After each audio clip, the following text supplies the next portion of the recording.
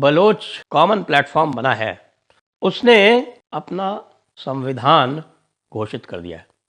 और ये चार्टर जो है वो बड़ा इंटरेस्टिंग है। भारत के संविधान के नक्शे कदम पर यह चार्टर डिक्लेयर किया गया है। अब हमारी जो टेरिटरी है, क्या उसकी इंटेग्रिटी रह गई? कोई इंटेग्रिटी नहीं रह गई। मैं समझता हूँ diplomatically it's huge. Pakistan day one से ही ये मखसूस चंद तबकात हैं जिनके लिए ये हलवाई की दुकान है, जिस पे ये अपने नाने परनाने दादे परदादे की ना ये मुफ्त अपने पुरखों की फातिहा पढ़ने के लिए ये दुकान इस्तेमाल होती है, इसलिए यहाँ तक पहुँची है। और क्या है, आज एक बहुत बड़ा डेवलपमेंट है, क्योंकि किसी भी देश की तैयारी होती है इंडिपेंडेंट बनने की, तो उसे अपने स्वाधीन बनने की तैयारी करनी पड़ती है। तो वो तैयारी बलूचिस्तान ने घोषित कर दी है। उसके पीछे की असल वजह क्या है? बिस्मिल्लाहिर्रहमानिर्रहीम। बहुत शुक्रिया आपका, आपने आज वक्त दिया है। मैं ये समझता हूँ कि हिंदुस्तान, पहली बात तो ये है कि हमारा असली दुश्मन है और पहले दिन से उसने हमारे वजूद को तस्लीम नहीं किया। जंग तो वाकई मसले का हल नहीं है, लेकिन क्या ये जंग हम कर रहे हैं, ये हम पे मुसल्लत की जा रही है। हमारे कितने उलमा को वो शहीद कर रहे हैं, स्कूलों को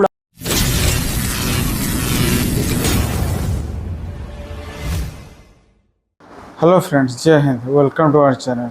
तो दोस्तों, पाकिस्तान में अभी मातम का माहौल है, क्योंकि बलूचिस्तान ने खुद का संविधान घोषित कर दिया है और इसके बाद से पूरा पाकिस्तान में हाहाकार मचा हुआ है, क्योंकि बलूचिस्तान पाकिस्तान अलग होकर अभी वो खुद का संविधान बना चुका है।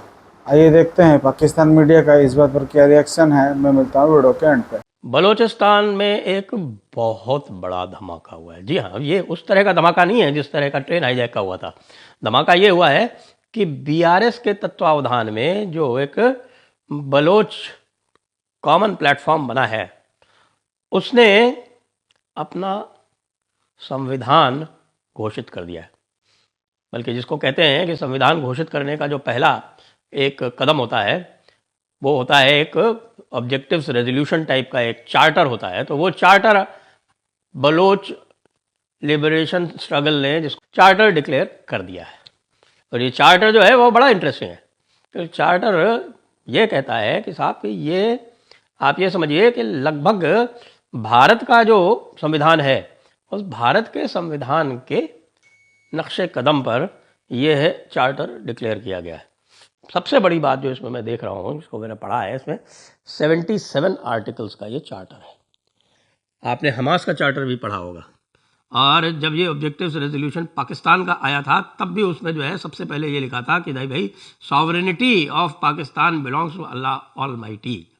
लेकिन ऐसा कुछ भी नहीं है बलूचिस्तान के चार्टर में, बल्कि बलूचिस्तान का चार्टर ये कहता है कि बलूचिस्तान स्टेट जो होगी वो एक सेक्युलर स्टेट होगी, जिसकी कि दो मुख्य भाषाएं होंगी, बलोची, बलोच लोगों की भाषा को बलोची कहते हैं।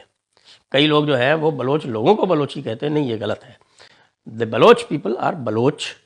तो ये जो बलोच लोग हैं, तो बलोचिस्तान की जो दो भाषाएं होंगी वो होगी बलोची और ब्राहुई। सेक्युलर के साथ साथ इन्होंने पार्लियामेंट्री सिस्टम चुना है। इन्होंने democratic parliamentary system, equal rights to everyone, और वही election system, first past the post वाला सिस्टम है। लेकिन एक इन्होंने जो है वो बड़ी इंटरेस्टिंग बात लिखी है, जो आजकल हम वन नेशन वन इलेक्शन की बात कर रहे हैं, और जिसमें हम ये कह रहे हैं कि भाई मिड टर्म में लेजिस्लेचर डिसॉल्व नहीं होगी, ये इन्होंने इसके अंदर डाल दिया। ये बड़ी इंटरेस्टिंग बात है। तो इन्होंने अपनी ऑफिशियल लैंग्वेजेस डिक्लेयर कर दी, इन्होंने अपना पार्लियामेंट्री सिस्टम डिक्लेयर कर दिया, इन्होंने इंडिपेंडेंट जुडिशरी का भी इसमें सिस्टम डाल दिया। तो पूरी तरह से आप समझ लीजिए कि एक मॉडर्न कॉन्स्टिट्यूशन की तरफ जो बलोच हैं वो जा रहे हैं। और उन्होंने अफ़गानिस्तान तालिबान की तरह कोई थियोक्रेसी यहाँ बनाने का ज़रा भी कोई किसी हिसाब से भी यहाँ पर उसका उल्लेख नहीं किया है।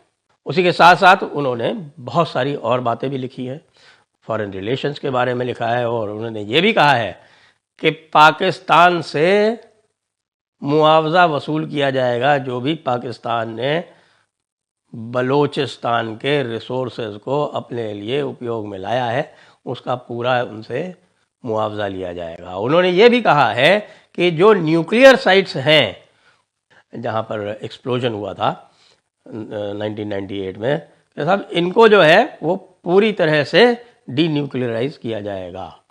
तो ये देखिए आप, आज एक बहुत बड़ा डेवलपमेंट है, क्योंकि किसी भी देश की तैयारी होती है यदि इंडिपेंडेंट बनने की, अगर उसको स्वाधीनता चाहिए तो उसे अपने स्वाधीन बनने की तैयारी करनी पड़ती है, तो वो तैयारी बलूचिस्तान ने घोषित कर दी है।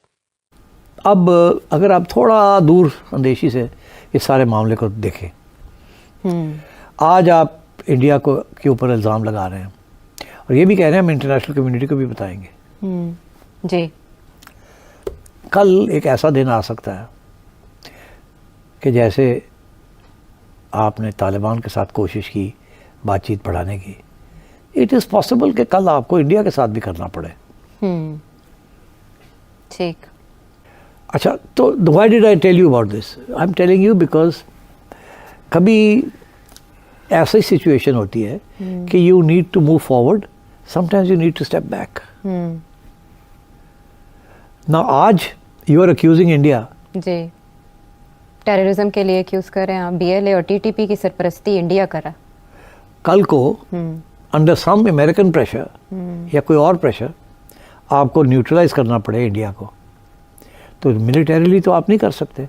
इनफैक्ट ख़तरा ये है कि अगर आप अफ़गानिस्तान में कोई मेजर ऑफेंसिव करते हैं तो इट इज़ एंटायरली पॉसिबल कि इंडिया थिंक्स कि नाउ इज़ द टाइम कि हम LOC को हीट अप कर दें,